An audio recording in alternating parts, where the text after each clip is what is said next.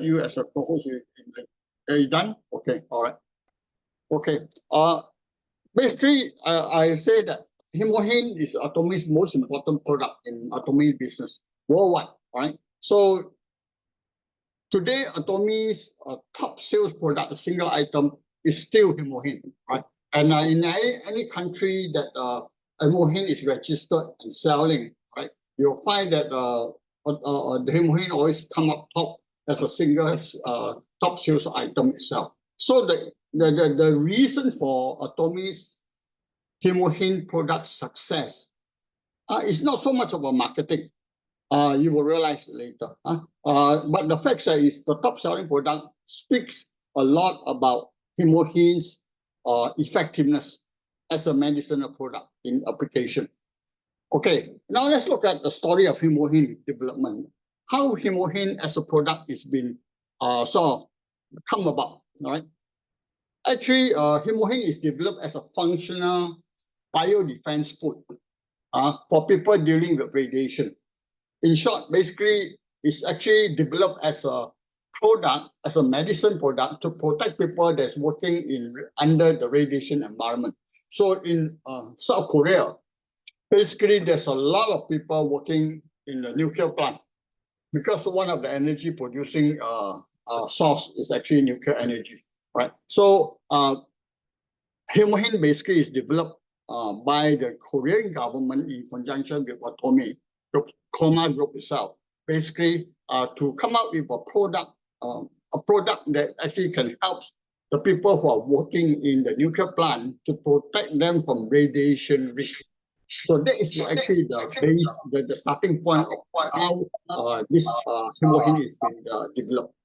Okay, so what HemoHIM basically stands for, right? HemoHIM basically, the hemo itself stands for the word hemoglobin, which is actually a red blood cell. The name for a red blood cell, a red blood cell is a cell that actually carry oxygen in your body. All right.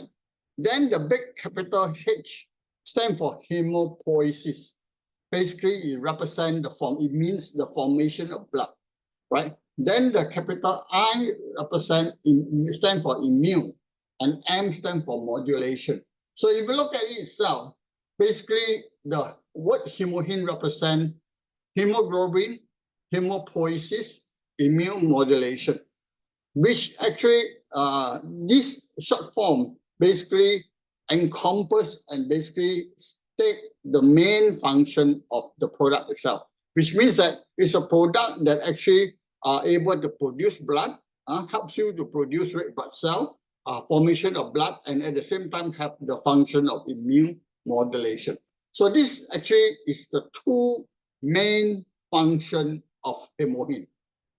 Okay. Now in HemoHIM, I mentioned before, in Singapore, it's medicine. So basically, in Singapore context itself, when we submit HemoHIM to the Singapore Health Science Authority, when they look at the ingredient, they basically say that this is a product that have therapeutic value, and henceforth, you need to register under a medicinal class. So in Singapore, it is registered under a Chinese proprietary medicine license class itself, right? And you can see from there that actually in this context itself, HemoHIM is a product that's actually a class above the normal health supplement, right? It's a product that's registered, right? It's a product that's actually controlled, and it's a product that's actually allowed to claim certain therapeutic functions under the Singapore regulatory context itself, right?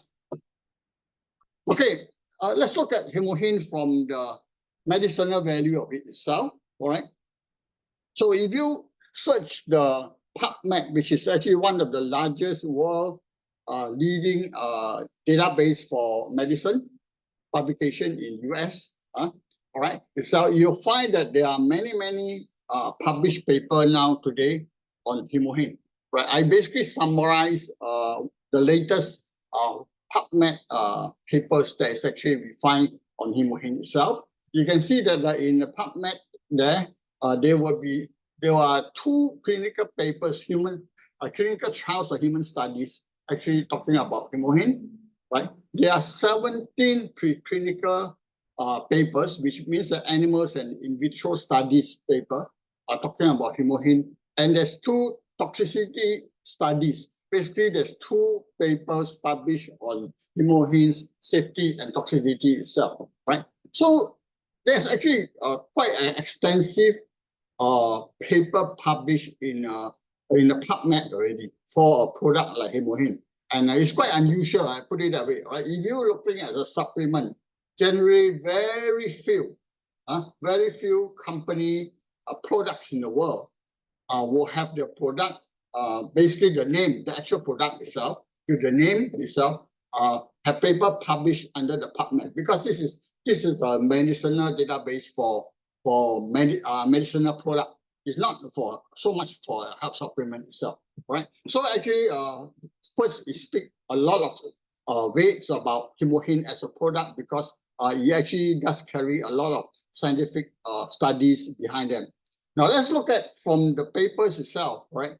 What are what they call main pharmacological function they have stated or they have studied on HemoHIM, or they have reported on HemoHIM itself, right? So I list here some of the main pharmacological function of HemoHIM. First, antioxidant. Second, anti-fatigue. Third, hematopoiesis, which you already know is one of the name of actually HemoHIM, right? Immune modulation, which is also representing by the IM in the HemoHIM words itself. Anti-inflammation, anti-radiation, which is actually the original objective of this product being derived as a product for application. Anti-diabetic. Of course, there are other emerging applications itself, but in short, basically these are the main pharmacological function of the product HemoHIM. Okay, now let's look at the ingredient, right? Because we're going to go a bit into the science behind in order to understand its application itself. So if you look at it itself, the ingredient is comprises of 3 classic Chinese TCM herbs ingredient. Angelgala gigas, which is in Chinese is tangkui, right? Cnidium officinae, actually in Chinese is chuanxiong. Paneoia japonica, which is in Chinese is baisao. So these 3 are actually a classic Chinese herbal medicine ingredient, right? And they are very famous. They are very common and popularly used in a lot of formulation. Let's look at some of the comparison of the Chinese formulation, a very similar formulation, and compare with HemoHIM. Then you can, based on that, to learn about it's actually the HemoHIM's actual clinical application based on the Chinese medicines formulations that has been used for hundreds of years. All right, let's look at it itself. So I have actually, in fact, there's one very famous Chinese formulation, which is called Si Wu Tang. Basically, in short, it represents 4 substance soup.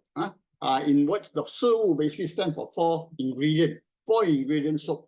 So the Si Wu soup itself basically comprises of 4 ingredients. And the 4 ingredients, if you notice here, itself, 3 of them are identical to HemoHIM, except for Rhamania, which is the salty. This ingredient is the extra one that HemoHIM does not comprises itself.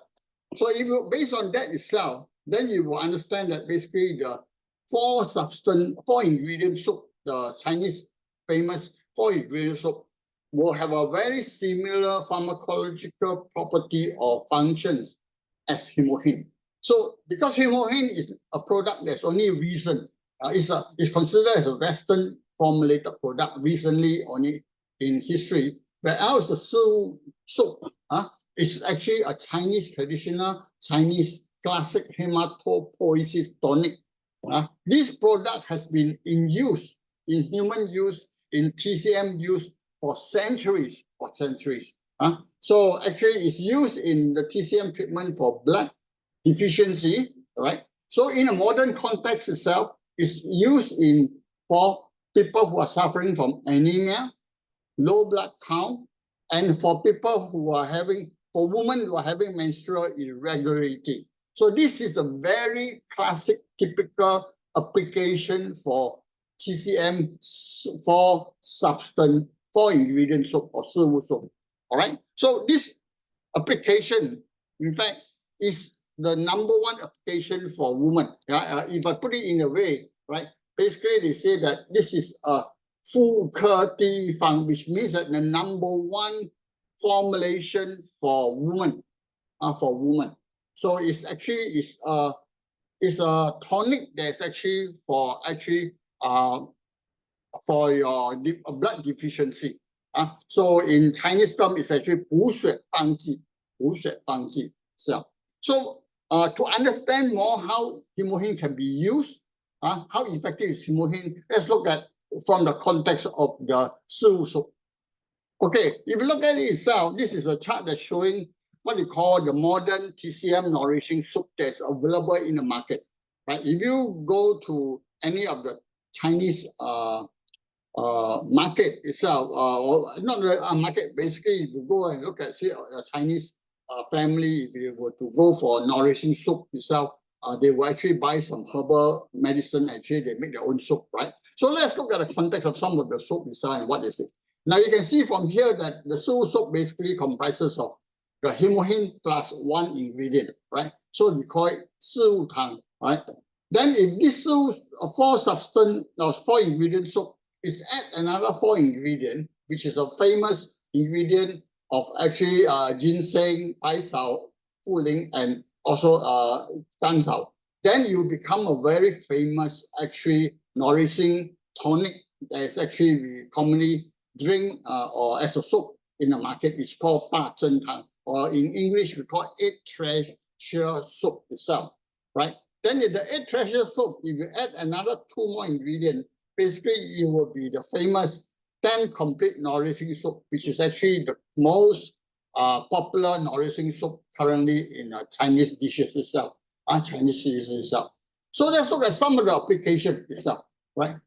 If you look at it itself, basically the HemoHIM ingredient formulation is actually the basis of the modern TCM nourishing soap, because all the nourishing soap itself basically comprises of the 4 ingredients in the soap, and among them, basically the 3 ingredients is the HemoHIM ingredient itself.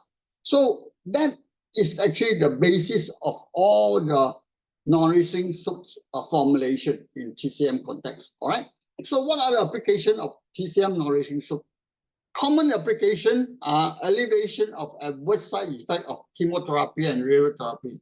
So very common. If you are undergoing chemotherapy and radiotherapy, for recovery-wise, very often in the TCM context, you'll be given actually TCM nourishing soap for you to rejuvenate, recover. So very often, the physician can prescribe you the 8 treasure soaps, or they can even prescribe you the 10 complete nourishing soap, which combined with maybe chickens in there, or some meat in there for you as a broth. Okay, right. So another application actually for the nourishing soap is anemia. So when you're suffering from anemia, very often the old people will come and say, okay, now drink some 8 treasure soap itself. It will help you to recover from the anemic condition itself. So also, of course, you're suffering from weaknesses, right? You're suffering from limb swelling after bone fracture surgery, right? Also from postpartum body pain, right? Hypotension, which means that people who suffer from low blood pressure itself, very often they basically are sort of lack of blood volume, and therefore very often they will be given okay to recover. You drink some TCM nourishing soup itself. And of course, for people who are women who have menstrual disorder itself, they were also actually in the process of menstruation. They also lost blood, and therefore they will also suffer some sort of mild anemia, and to some extent, actually, drinking the nourishing soup will help them itself, right? So these are the typical TCM nourishing soup application, which, if you look at the formulation, it applies to the same as HemoHIM application, which means that you actually can apply the HemoHIM application to the context of of all these clinical application that's used for the nourishing soup itself. All right. Now, however, right, in the TCM context itself, this prescription or all these nourishing soap itself are not suitable for a category of people. In the TCM context, actually, people with TCM yin deficiency, yin deficiency. But never mind. I think a lot of people would not understand what they mean by yin deficiency. But there are symptoms. Now, these are the symptoms that means that these symptoms, people with this symptom are not suitable to take HemoHIM as well. But first of all, if you're having feverish hand and feet, you are having excessive sweating at night, you are having dry mouth, reddish tongue, or less or even no coating. Now, so these are very typical symptoms for in the TCM context of people suffering from yin deficiency. But in a context of what modern science is, I'm going to tell you, right? If you're having your hand hot and your feet hot, right? And if you open your mouth, your tongue is reddish and no coating, right? Basically, you're heaty. So it's not suitable for people who are heaty, basically. All right. So in the HemoHIM application itself, so there will be people, a category of people will find that HemoHIM is not suitable for them, and this is actually the category, which is the heaty group. People who are actually inherently having feeling hot already, heaty already, and they are a group that should not take on HemoHIM because it will actually exacerbate the condition, make the condition worse itself. Okay, now what HemoHIM can do? HemoHIM actually is a very powerful and a very effective therapeutic for low blood count. In fact, if you look at it itself, although that a lot of us, if you look at the PubMed publication itself, the scientific study, you'll find that a lot more study is actually on immunity, immune modulation, less of a study on actually the blood on the anemia condition itself. But I will put it that way. If you base on the formulation, right? Basically, the most powerful, potent function of HemoHIM actually is in the ability to actually increase the blood count. When you talk about blood count, it means that it is a red blood cell, white blood cell, as well as blood platelet together. It's actually a whole spectrum of the blood cell itself, right? So especially for people who have low red blood cell, because if you are having low red blood cell, basically you are having anemia condition, or very common, we call it what we call iron deficiency anemia condition. This is a specific, most common type of anemia that we suffer. So when you're having anemia, right, especially the iron deficiency anemia itself, one of the common symptoms of it is actually fatigue and weakness itself. So these are actually related to your low red blood count in the body. So HemoHIM is a very potent, very effective therapeutic for people who suffer from anemia. However, right, people who are suffering from genetic disorder anemia, like thalassemia, sickle cell anemia, they are not suitable to take HemoHIM, or HemoHIM is not effective on this type of anemia.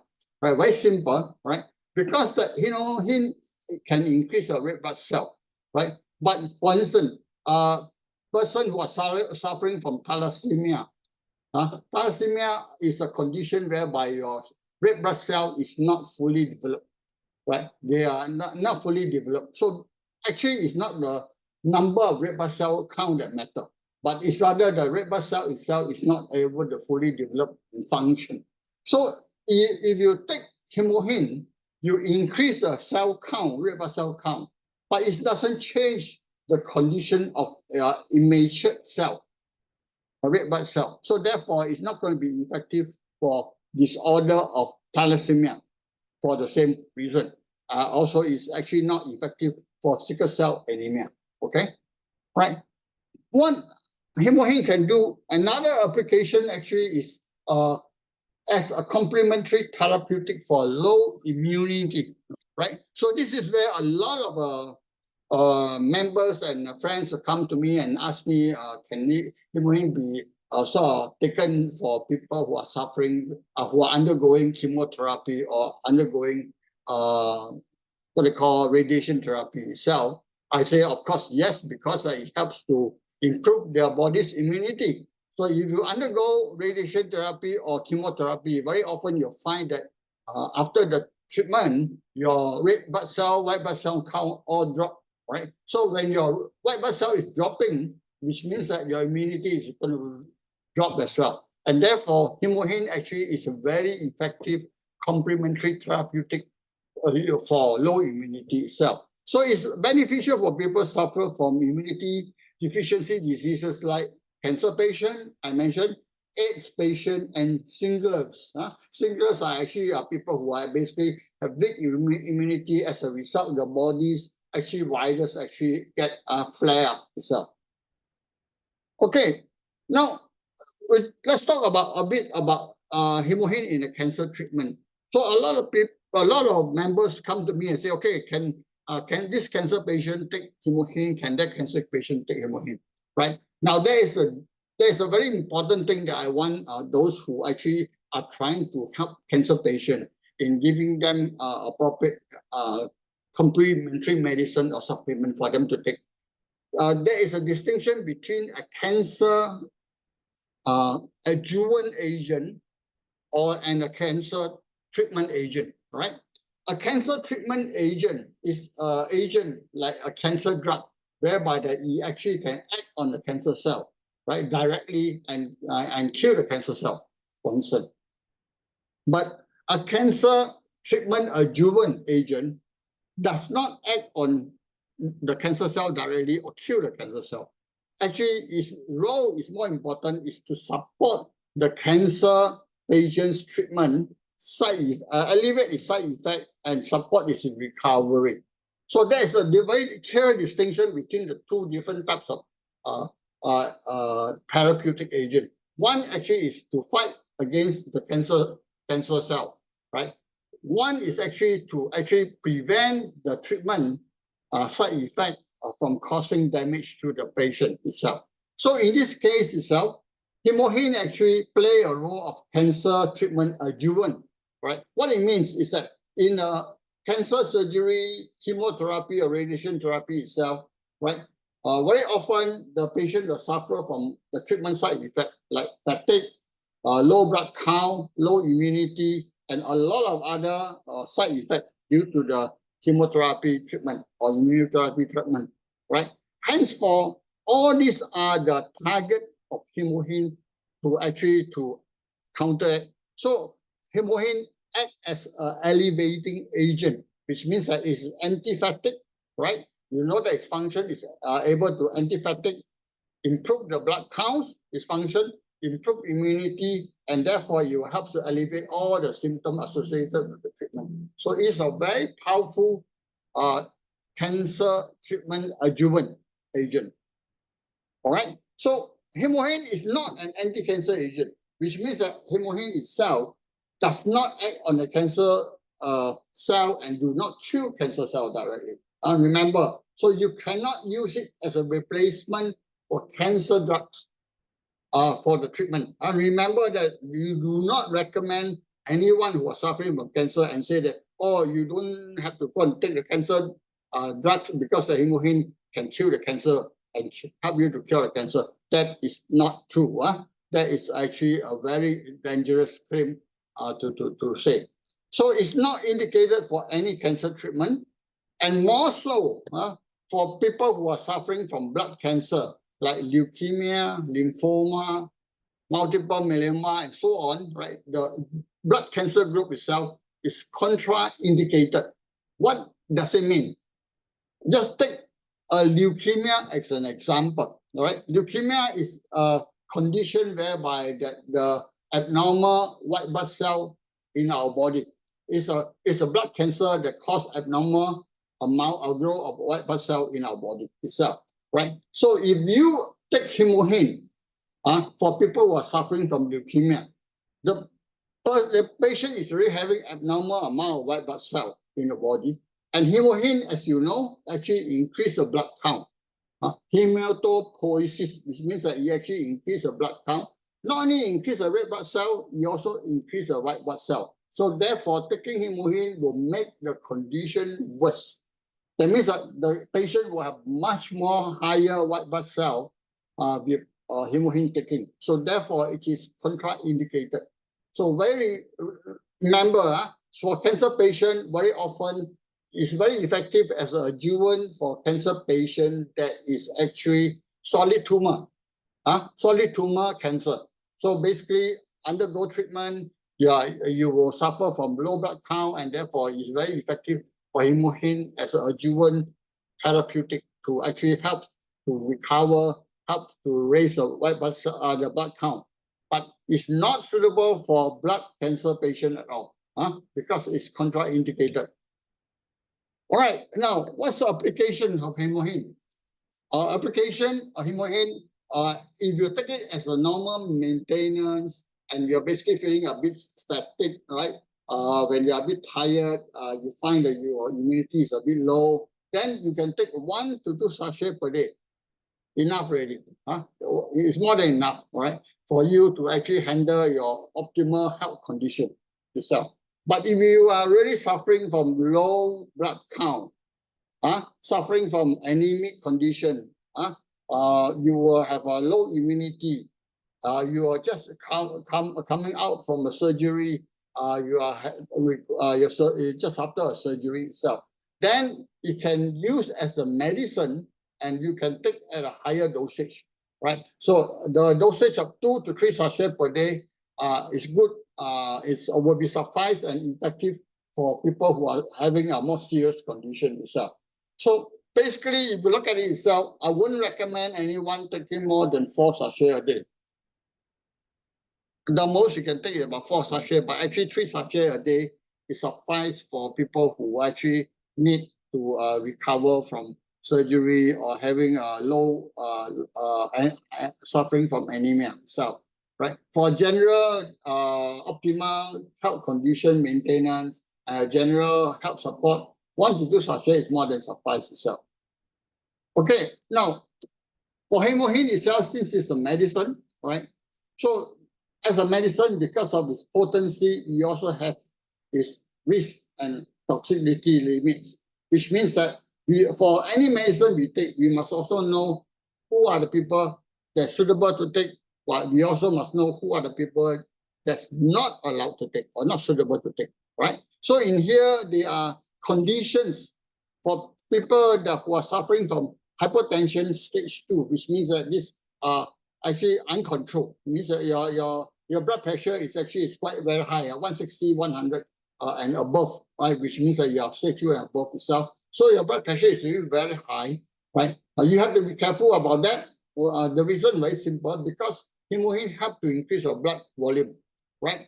So therefore, if you are having a hypertension, right, the increase of blood volume itself will also increase your blood pressure. So therefore, there is a risk for people who are hypertension stage 2 and higher to take HemoHIM. If you want to take, you should take it at a very low dose and see how the body responds. Okay. Now, people with poor kidney function, right, should be careful about that, because the kidney, if your kidney is the main organ that actually discharge your toxic from the body, right? So if your kidney function is low, then you should be careful about taking overdose of HemoHIM itself. Similarly, liver function, people who are liver diseases and poor liver function itself should be cautioned about taking excessive dosage of HemoHIM. I'm not saying that people with all these conditions here are not allowed to take HemoHIM, because you take HemoHIM for a purpose, right? For instance, if you take HemoHIM because you are having low immunity, or you're having having anemic condition, HemoHIM will help. But those with this condition itself should not take HemoHIM excessively first. You should, if you want to take it, you should take it with a small dosage and increase and see how a condition responds to it. Okay, who are those people that should not take? So earlier is people should be cautioned about that. They should take it with precaution. But this is actually a group of people that should not take, and they are basically considered as contraindicated for HemoHIM itself.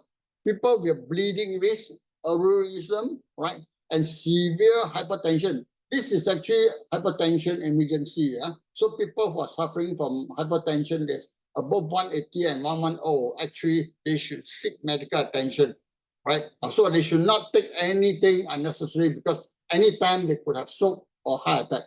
On this they could have a high hypertension crisis anytime. All right. So again, for people who have aneurysm itself, it's a very dangerous condition, a condition whereby the artery can be sort of dissected or tear, and therefore lead to excessive bleeding and sudden death itself. So therefore, this group of people should not take HemoHIM at all at this moment, as a precaution. Pregnant person, ladies should not take, right? Children under 6 years old, there's no reason for children to take HemoHIM, generally. So this the group that you should not take. And as again I say, if you're suffering from severe kidney diseases like dialysis patient or a stage 4 chronic kidney disease patient, then because at stage 4 chronic kidney disease patient, you already would have actually dietary restriction, potassium control intake, and a lot of restriction in there, and therefore taking HemoHIM will pose a risk for itself. Similarly, for people who suffer from severe liver disease, especially cirrhosis, right, end stage cirrhosis patient, they should avoid taking HemoHIM itself, right? So this is actually a list whereby the people who are under this list should avoid taking HemoHIM. Okay, now that is about HemoHIM. Now let's talk about another product. This product actually, Noni juice is not the early product, but actually it's a late coming product that in Atomy context, it is a functional food. It's itself as under a functional food. But I will put it away. This is one of the few functional food that really have very good therapeutic function as well. Let's look at it itself. What's so special about the Noni juice itself? I think the key thing in Atomy's Noni juice is basically it's a deep and strong premium Noni extract, right? It's 100% organic, right? And it's a strong premium Noni extract. It's a short, actually summary of what is the key feature of Atomy product itself, right? So in here, of course, if you know that Noni fruits itself contain a lot of phytochemicals, and therefore, if you look at it from the nutritional context itself, actually, a Noni fruits will contain 7 types of minerals, right? I will show you some of the minerals you see there, especially on potassium, a very high amount of potassium itself, right? It contains 18 types of amino acid, right? Among them, including the 9 essential amino acids, which means that our body will need, right? But cannot produce. So this is actually very complete list of amino acids itself. So it's a very powerful fruit itself that contain a full spectrum of amino acid, and of course 12 types of vitamins. Almost all the vitamins you can find you contain in that. So actually, the vitamin that you cannot find is actually vitamin D and vitamin K, right? Other than that, most of the vitamins fall in there itself, right? Especially the vitamin B group itself, all right? So what's so special about Noni? Actually, the key thing about Noni is that the phytochemicals content itself is superior to other fruits. So if you look at it itself, I won't go into detail, I just briefly go through it itself. Noni is about 12 times polyphenol, more polyphenol than mango, than kiwi fruits, right?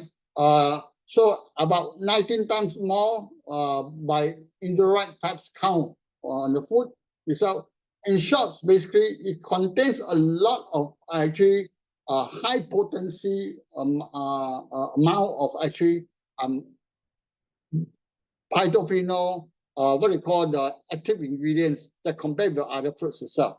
Now, in here, I mentioned that as Noni also contain a lot of actually minerals itself, right? Among one of the minerals that stand out very strongly is actually in here is potassium. It is actually a few fruits, the very few fruits that contain very high amount of potassium.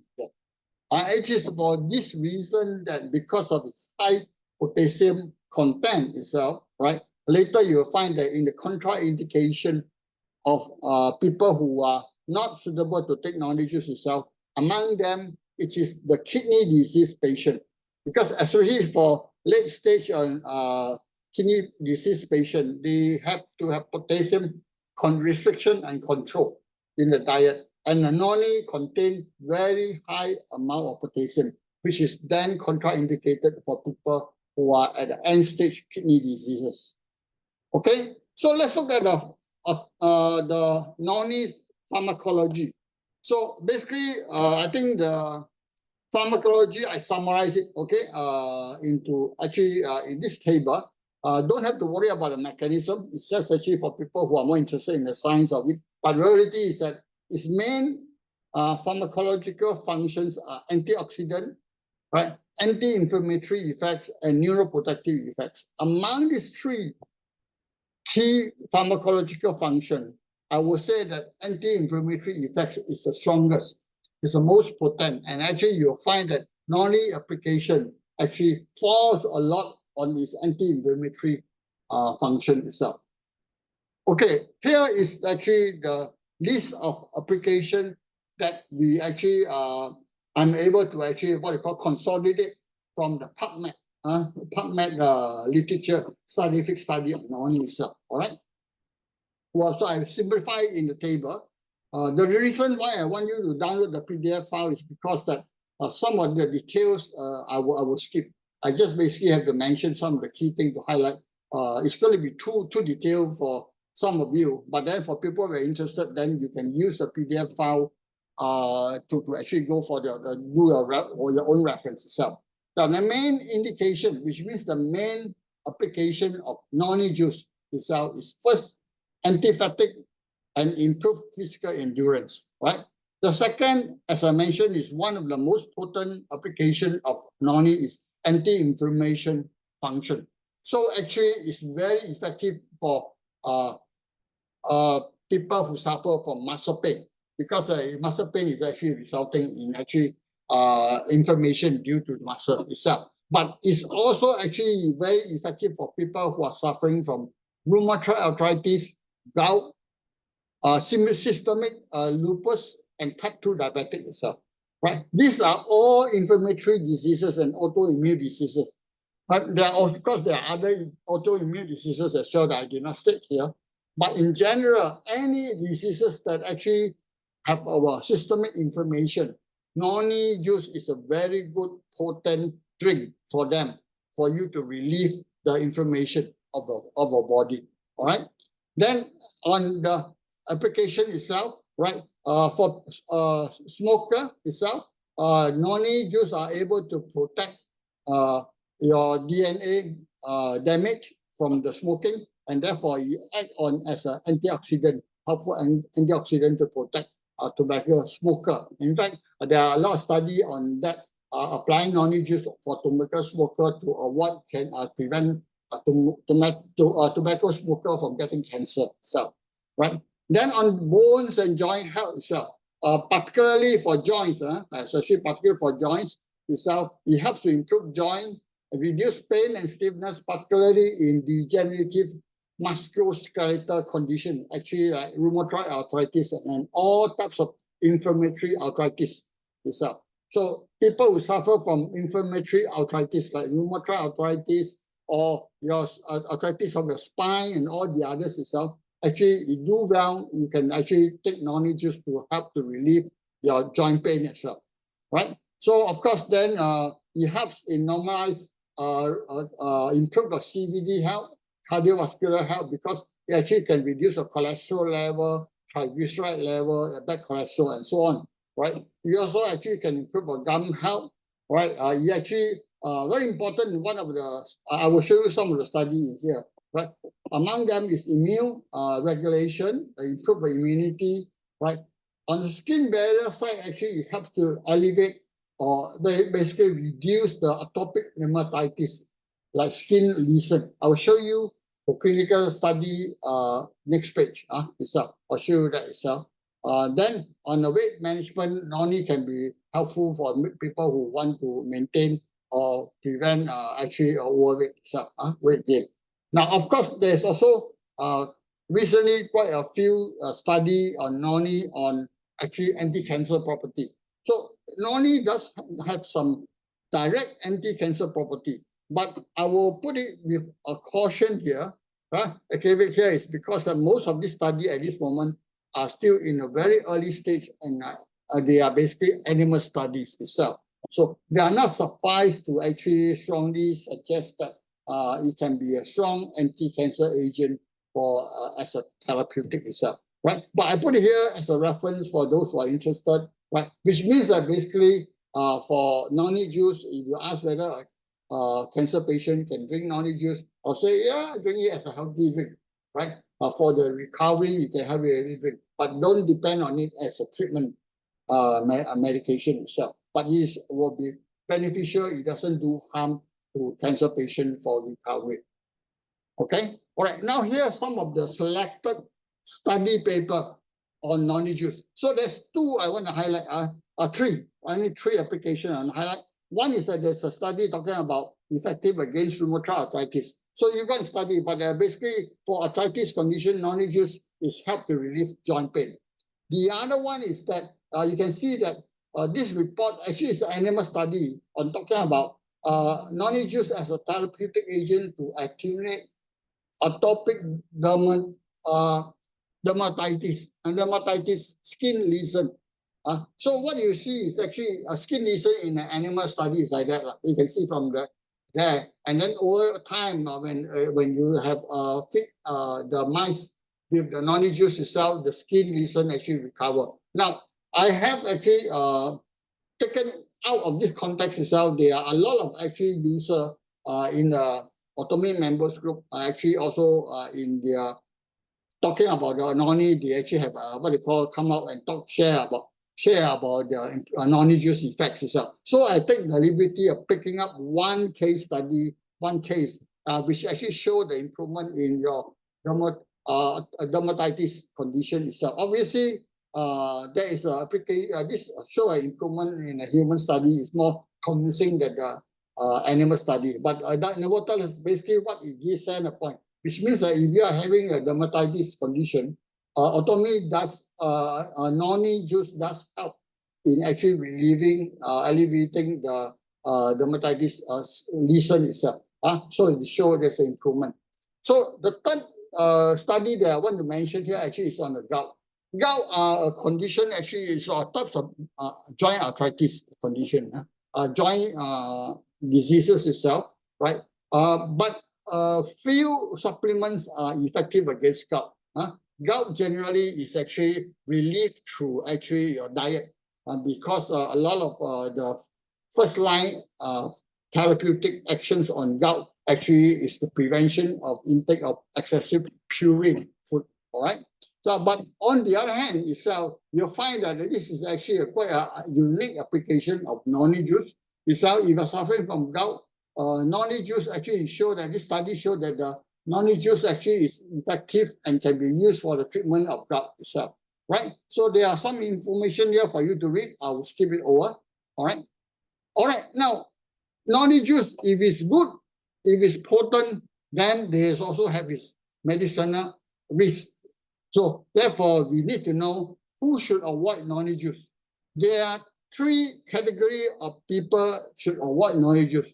First, people with liver toxicity or damage. That means people with liver disease condition, right? You should avoid that because basically liver is a key detoxification organs, and therefore if your detoxification function is dropping, then you should avoid Noni juice if possible. Another one is the kidney disease, right? And high potassium. People will suffer from high blood potassium. Now, of course, late-stage kidney disease patient very often will suffer from hyperkalemia, which is actually high potassium condition. This is the condition relating to the kidney dysfunction itself. So therefore, as I mentioned before, Noni juice contain high amount of potassium, and therefore it is contraindicated for kidney disease patient itself. Of course, we are pregnant and breastfeeding woman itself, basically they are insufficient reliable information about the safety and efficacy of Noni juice during pregnancy and lactation. Therefore, generally advised to avoid this use during this period itself. Right? Now, how safe and how much you can drink without causing problem. All right. So one of the very basic reference point for the medicine is always that we look at the safety side. What is the NOAEL, which is no observable adverse effect level of this medicine. So for the case of Noni juice itself, right, the NOAEL level is more than 80 ml per kg body weight per day. Right? What does it mean? Right? Which means that you should not take more than 80 ml per kg weight per day. Now, so let's take an example of adult that's 60 kg. Right? So that means that you should not take more than 80 ml times 60, this amount per day. Because if you take above this amount, then your body will have a side effect. It will have a side effect or adverse effect from taking of this Noni juice. So this is amount to close to about 4,000 over liter of Noni juice per day. This amount, if you calculate it, is about 80 times 60, 48, 4,000, 4 liter, 4.8 liter, more than 4.8 liter. So as a basis, right, the Noni juice that is Atomy sell basically is about 1 liter a bottle. So you have to drink up to 4 liter in order to have the side effect due to Noni juice, right? So obviously this is actually the safety level of it itself. So I wouldn't encourage you to go and drink 1 bottle of Noni juice a day, of course. But having said that, how safe is Noni juice? This is the safety level that you should understand itself, right? So everything, even water itself, have its limit, safety limit. So in this case, if you want to understand the medicine or use it properly, right, you also should know its safety limit, what is the upper limit that you should take, right? So in here, right, there are also some drug interaction for Noni juice. So people who are taking potassium-sparing diuretics, especially diuretics, so put it that way, diuretics are what we call water pill. People who are taking water pill should avoid taking Noni juice together because it's a contraindication itself, right? People who are taking hypertension medication itself, right, should avoid taking Noni juice because that actually the hypertension drugs itself will cause the potassium level too high in the blood, right? So it's very important. You need to be very careful about that itself, right? And then also people who are taking anticoagulants like warfarin itself, right? So you taking it together with Noni juice will actually decrease the warfarin's effects and therefore slow the blood clotting. So therefore increase the chance of bleeding itself, blood clotting. All right. So all these medications are having interaction with Noni juice, and therefore you should avoid taking Noni juice with all these medication. You should space it out completely. All right. All right. So I think that this is the end of my talk. All right. These two are not what I cover. Right. So I'm going to pass back the mic to Katrina. All right.